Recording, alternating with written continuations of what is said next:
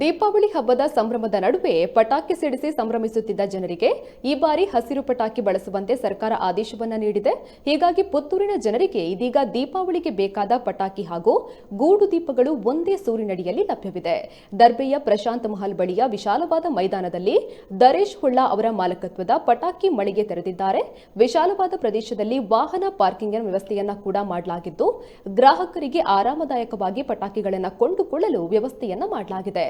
ಇನ್ನು ಪುತ್ತೂರಿನ ಮಹಿಳಾ ಪೊಲೀಸ್ ಠಾಣೆಯ ಮುಂಭಾಗದಲ್ಲಿ ಸುಮಾರು ವರ್ಷಗಳಿಂದ ಕಾರ್ಯನಿರ್ವಹಿಸುತ್ತಿರುವ ಶಿವಕೃಪಾ ಪುಸ್ತಕ ಮಳಿಗೆಯವರ ಪಟಾಕಿ ಮಳಿಗೆ ಇದಾಗಿದ್ದು, ಇಲ್ಲಿ ಹಸಿರು ಪಟಾಕಿ, ಮನೆಯನ್ನ ಅಲಂಕರಿಸಲು ಗೂಡು ದೀಪ ಕೂಡ ಲಭ್ಯವಿದೆ.